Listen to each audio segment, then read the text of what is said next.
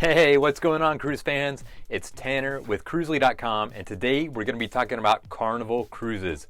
Specifically, we have 12 tips and things for you to know before you take your first cruise on Carnival, or even if you've already sailed on Carnival before, these things might help you save some money and have a better trip. So let's get to it.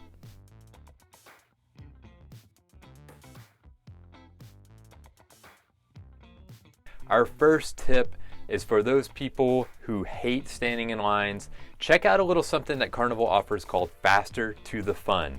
So Faster to the Fun, what this is, it's a program. You pay a set fee. It varies based on ship and the length of your cruise, but it's around $50 to $100 per cabin.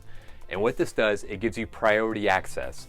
So on cruise day, you will have priority boarding. You don't have to stand in line. Your cabin will be ready for you no matter what time you arrive. As well, when you're on the ship, you get priority lines at guest services. When you're ready to get off in port, if you tender, that means you take the little boat that goes back and forth from the ship to shore.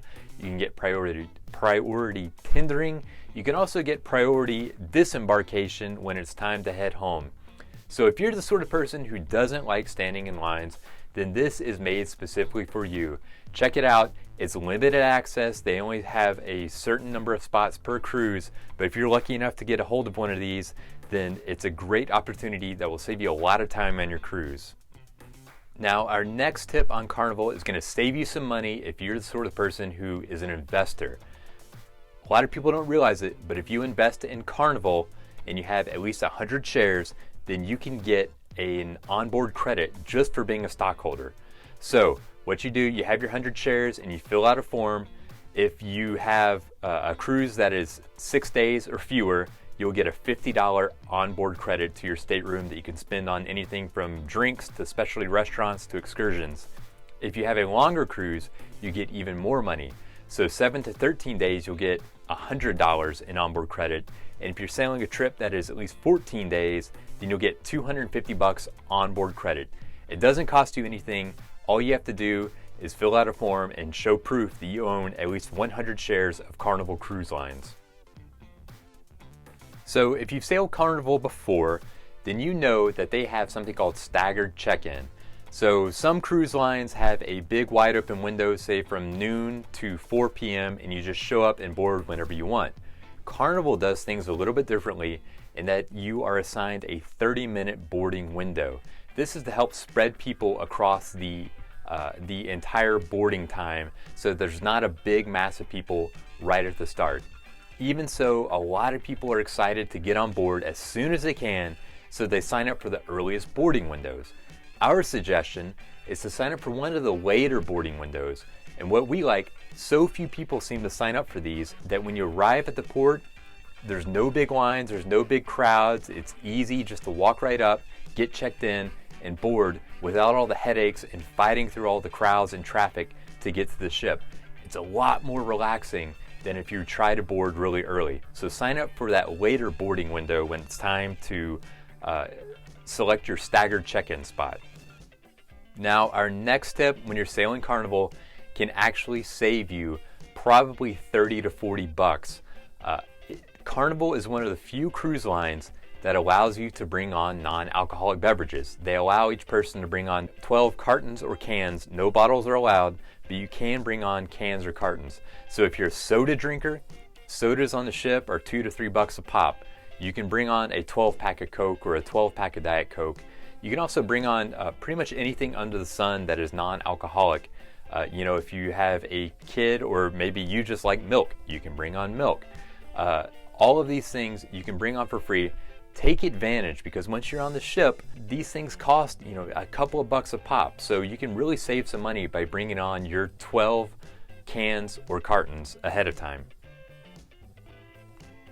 If you are sailing Carnival, chances are you've heard of Guy's Burger Joint.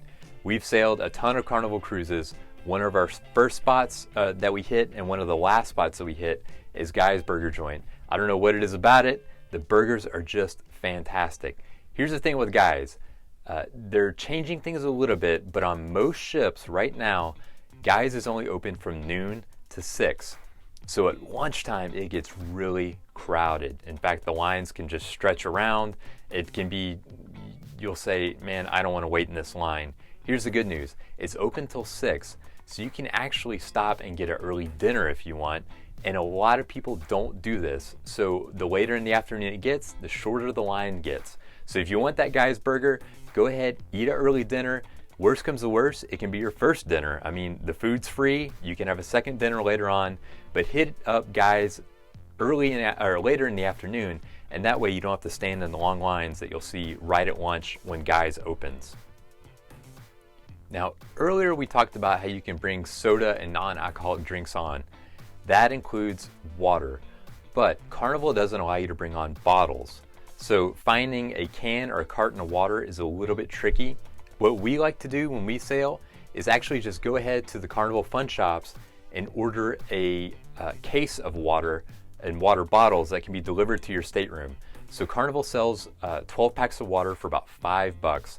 For that cost, considering it's maybe $3 to buy a carton, a case of water at a grocery store, for $5, for an extra $2, you can simply have this delivered to your stateroom. You don't have to worry about making an extra stop to pick up water, and you also don't have to worry about carrying this water with you in your luggage when you already have so much to bring. So just go ahead through the fun shops, order your case of water ahead of time, and that way you always have a bottle of water in the cabin for you whenever you want it. Now, if you're from Texas like we are, then you love Mexican food. It's just something about us, we just can't get enough of it. So one of the spots we like to eat is Blue Iguana. And you can eat it for lunch, but a lot of people don't realize Blue Iguana, it's usually right next to Guy's Burger Joint. This place also serves breakfast. So you can go down, you can get you a breakfast burrito with potato and bacon and eggs and all this good stuff. It's included in your cruise fare. A lot of people hit the buffet, but they don't realize that you can get a really good breakfast at Blue Iguana, and it's completely free. And the good thing is, since a lot of people don't realize it, the lines are usually non-existent. So you can hop in, get your meal, go sit by the pool, and have a great breakfast. So if there is one thing that we get the most questions about when it comes to sailing Carnival, it's drink packages. And people always want to know, is it worth it? What's included? How much does it cost? What about gratuity? We have another video all about Carnival's drink packages. We'll link it up in the comments below. However, one thing you should know, first and foremost, Carnival has the cheapest drink package of any cruise line we've seen. So if you order it ahead of time, it's about $52 per person per day. They do tack on an extra 18% gratuity. However, if there's going to be any cruise line where the drink package is worth it, it is definitely Carnival, simply because the cost is so little. So while Norwegian or Royal Caribbean, the math may not work out in your favor, on Carnival, for a lot of people, it actually does, especially when you consider that non-alcoholic drinks are also included in this package. So go ahead, check out our other video on the Carnival drink packages. It'll tell you all you need to know, and you can figure out if it's worth it for your specific circumstance. So we've only got 3 more things to tell you about sailing on Carnival, but we think they're all pretty interesting, pretty important. The next one builds upon the drink packages that we just mentioned, and that is, if you were sailing from Texas, if you're sailing from Galveston, you should know that your drink package doesn't kick in until the next morning after you depart. It's because of some crazy laws in Texas around alcoholic drink packages and all-you-can-drink packages. There's some discrepancy in the law, let's say. So Carnival actually doesn't offer the drink package the first day that you board. So that first day, you'll have to pay out of pocket for any drinks when you're sailing from Galveston. However, once you're out at sea, the next morning your drink package kicks in. The good news is you're not charged for that first day when the drink package doesn't work. So our next to last tip is for people that are sailing on Vista class Carnival cruise ships. So this is like ships like Carnival Vista, Carnival Horizon, Carnival Panorama, and that is head to the buffet for the cheapest beer on the ship. In the buffet area, there's a serve yourself beer station. So all you do is swipe your card and then there is a draft handle that you pull, and there's cups right there, glasses right there. You can open up the tap and pour yourself a pint of beer. You have like 20 seconds to pour up to, I think it's 14 or 16 ounces, but we've done the math, and the beers come out to about $4 a pop. Now there's only a couple of beers available. The first is Bud Light. The second is one of Carnival's homebrewed Red Frog beers. But the nice thing is, at $4 a pop, they're about 50% cheaper than most other beers on the ship. So most other beers would cost you between $6 or $7. Here, you can get you a draft beer for $4, and that is by far the cheapest that we've ever seen on Carnival. Now, our final tip for sailing on a Carnival cruise also applies to the Vista class cruise ships, talking about the Vista, Horizon, and the Panorama. And we're talking specifically about Carnival's resort within a resort, which is the Havana rooms. So this is a special area tucked away at the back of the ship. It's the Havana class cabins. They have the different styling, they're set apart from everything else, and they just kind of have a fun, unique atmosphere. But the big perk of having a Havana cabin is that you have access to an exclusive area with pools, a little outdoor lounge area, whirlpools, and this is set apart from everybody else in the ship. It's your own private pool. Now, Carnival used to allow other people to come in after 7 o'clock in the evening and use this area, but they recently changed the rule to where now 24 hours a day you have to have your wristband to access the area, so you have your own private pool day and night. It's a great perk, and we suggest that you check these out on your next cruise. Okay, well, that wraps up our 12 tips and things to know about sailing on Carnival cruises. We hope that you have learned something. Even if you're a pro on sailing Carnival, hopefully there was something in here that is of use of you.